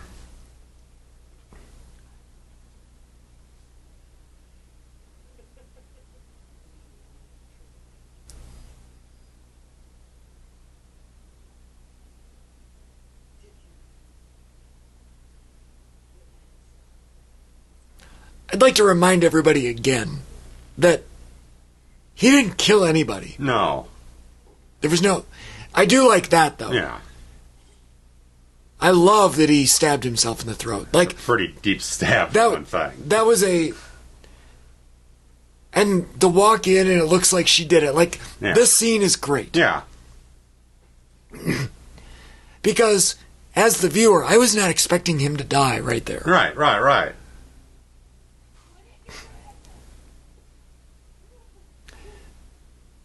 And now, we've set up Lori to be just like him. Yeah. Where... Yeah. Well, you get it. Yeah. What did you do? So, from that standpoint, okay, I'll buy it. Great acting on her part. Oh, yeah.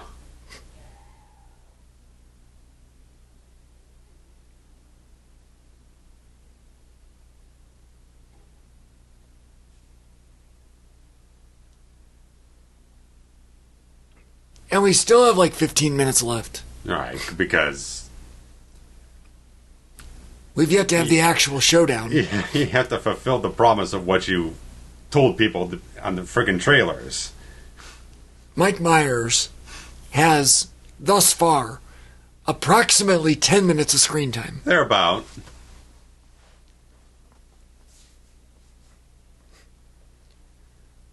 Even though he's on the poster. He's on the poster. Might as well give him supporting actor like Judi Dench got for Shakespeare, right?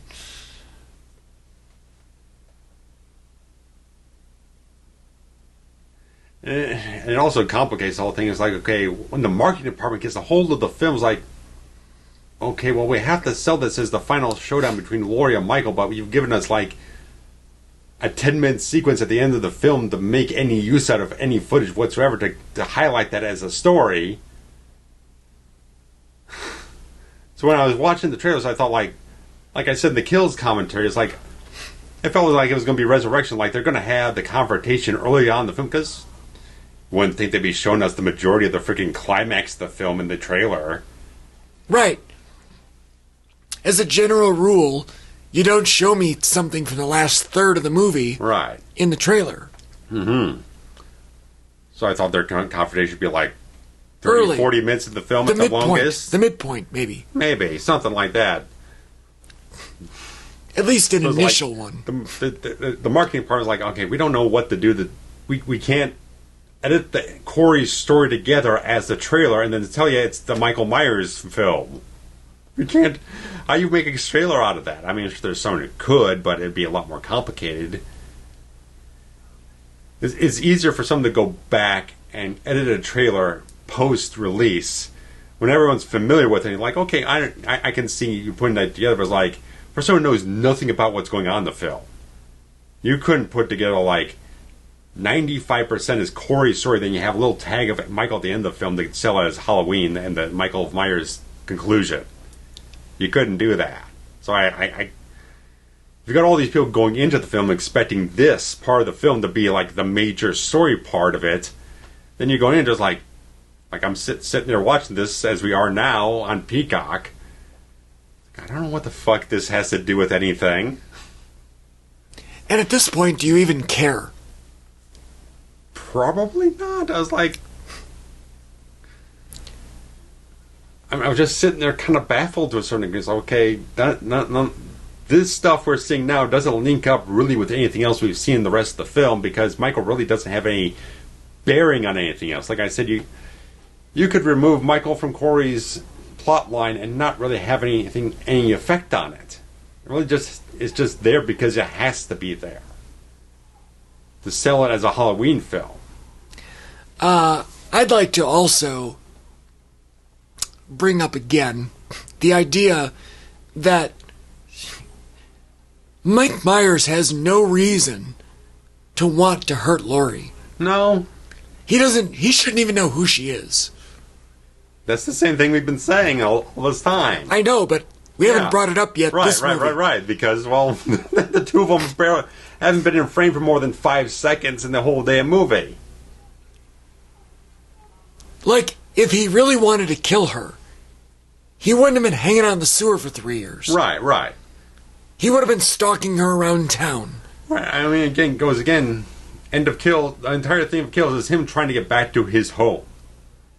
To where the point he kills the people who are living in it and tries to take residence of it. Then, after the end of the film, he just walks off and goes somewhere else completely and just spends the rest of his existence in a fucking sewer. Just nothing. They set stuff up, then they forget about it, and then just go off and do something else completely different anyway. Then maybe they remember it later on, like this stuff.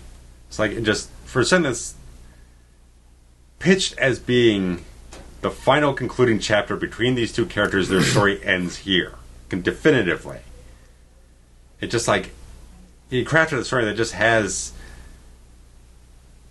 it has ideas with it in what they're trying to say between the two characters, but it doesn't have anything to do with them physically or viscerally until the last 20 minutes of the movie.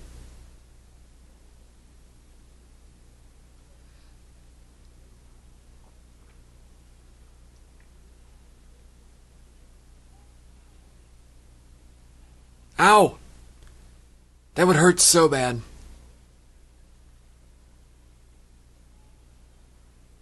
That would also hurt really bad.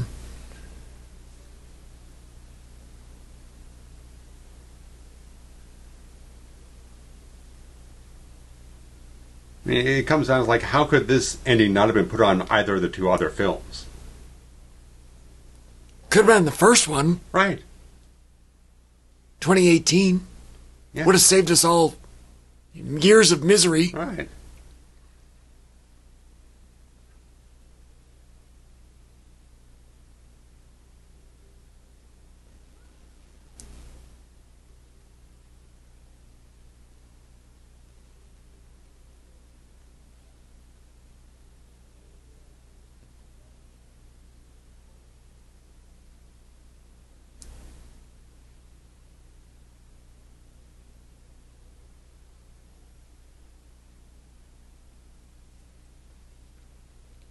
Here we go, our montage sequence, I think, again.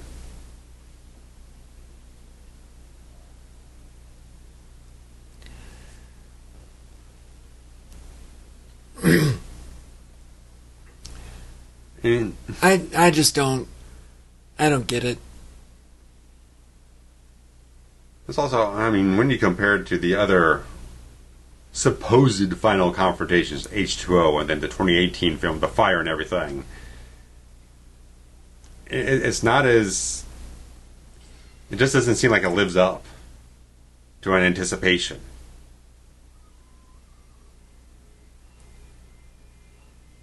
Because again, if you've already had enough points in the entire franchise here, where inside or outside of continuity, maybe we'll just talk about inside continuity here, okay? The ending of the original film is absolutely iconic. 2018 is just a big set piece with the fire and the house and all the other things, as ridiculous as it got.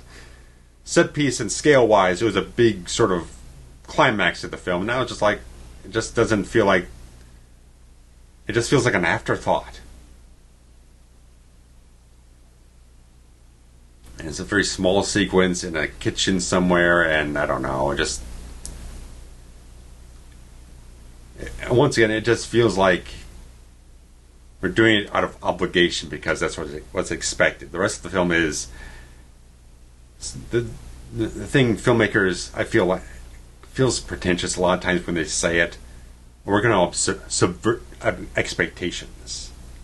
We want to do everything to subvert your expectations going into this thing. So we're going to do something completely different that you wouldn't even expect to do. And it's just like, why don't you just tell a good story that makes sense and all leads up and ties all the things together? Right. Instead of just trying to dodge and weave out the audience, kind of play tricks on it. I was like, tell me a story that's good.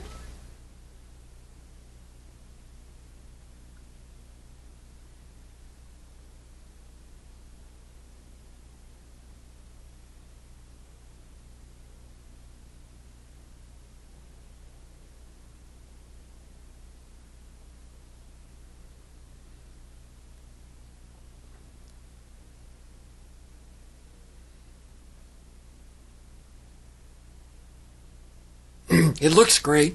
Yeah. And production-wise, everything they do, production-wise, aesthetical-wise, is good. Cinematography is great. The effects are great. The music's fantastic. But then you just go off the fucking deep end here with the most absurd fucking finale.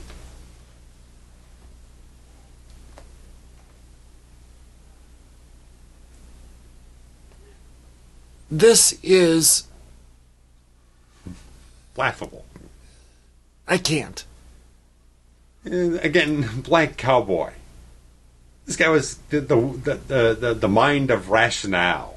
When everyone was going evil dies night, getting into a frenzy of mob violence, he was trying to calm everyone down. It's like, no, let the police handle this and all this type of stuff. Trying to speak on a rational, humane, proper intellectual level, and now he's just part of the fucking mob gang that's gonna fucking parade the fucking corpse. Can you tell me there's legit this many townspeople who care or also have information available to them this quickly? What the fuck did they all know?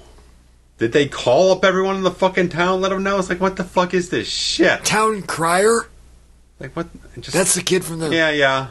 The kid we liked in the middle one? Yeah, the 18 one. Oh, it was the first one, wasn't it? Yeah. What the fuck? Again, it's Christine again. You take Christine, drop her in the freaking compactor and everything. Right. It's the exact same fucking thing. It's like, even when you're trying to make it seem like you're doing the same ritual, you're not. You're just remaking other people's ideas and transplanting them to something else.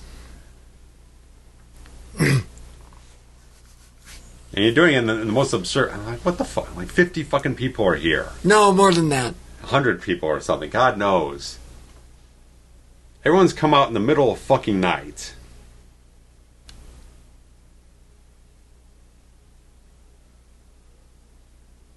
Like it's some kind of religious ceremony or some shit. I mean, and the cops are just okay with it. Yeah, they're all okay with it. They got no problems. They're all complicit. It's fine.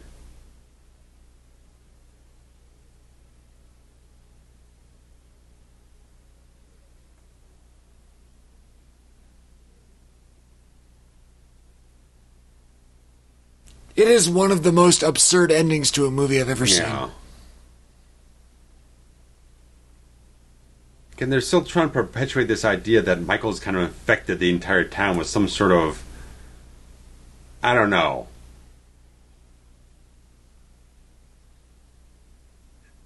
Just...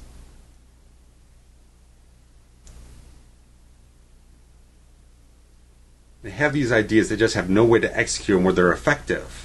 Or make any sense, or... And then... let me write about it in my book, where I just bury the townspeople as being like these vigilantes and the sheriff looking the other way. Yeah. Let me just put it down on paper so everybody can read about it.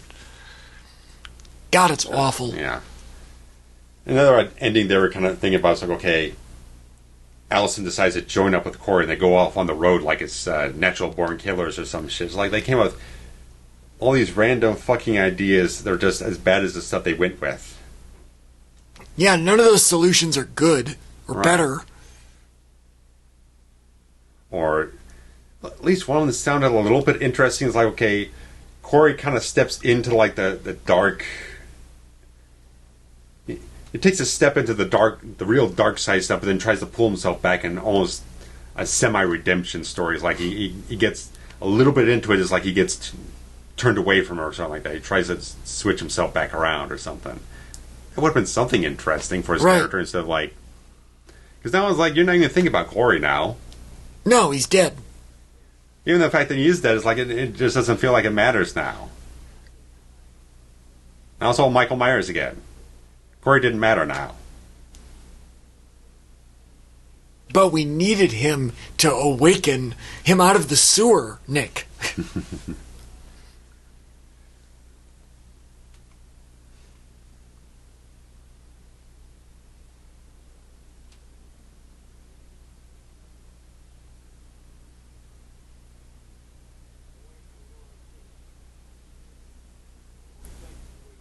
What a sweet man. Yeah.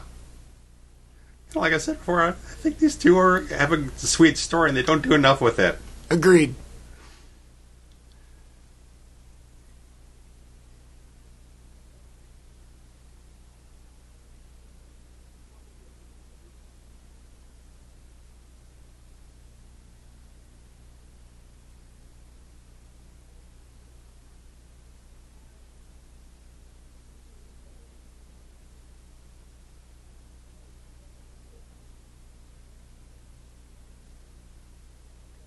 Yeah, I wish that he would have been around more to, like, help her character develop. Yeah.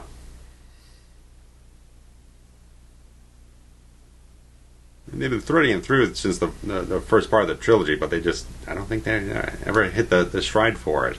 And this is supposed to be equal in the montage from 78? And then that's pissed me off.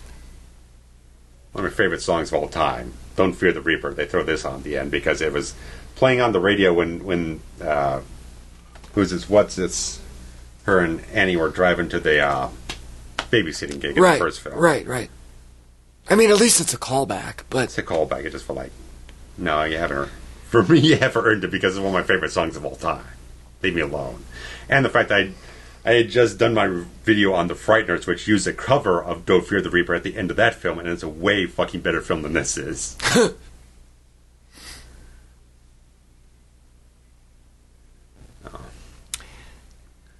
Yeah, I'm not not a fan. There's a lot of things that looked good, and there were elements that were really great.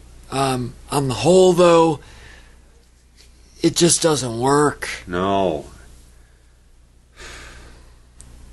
At least not in connection to the other two.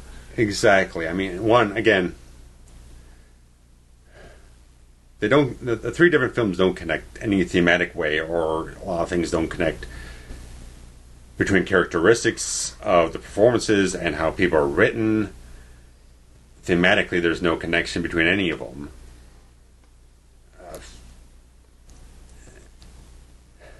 Script supervisor. Lori, you asshole.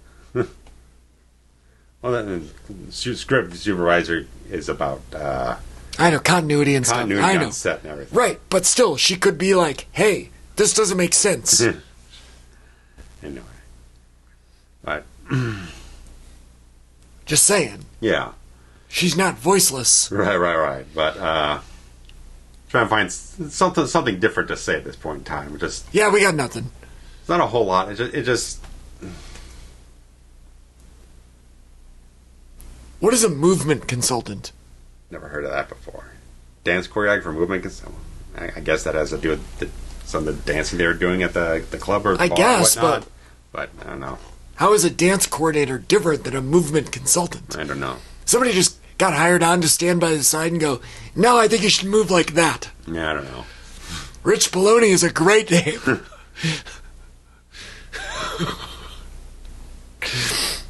One thing we never did was do any rankings of the Halloween franchise. We did for Elm Street, we did for Friday. This one's almost like I need to compartmentalize some of the lower tier things. Like, oh, I've ranked them. Okay. Obviously, the original's on top. I would put maybe 1, 3, 4 for me. Well, I put Rob Zombie's Halloween probably at number 2. Well, that's outside of my view, but. But yeah, 3 is up there, 4 is up there.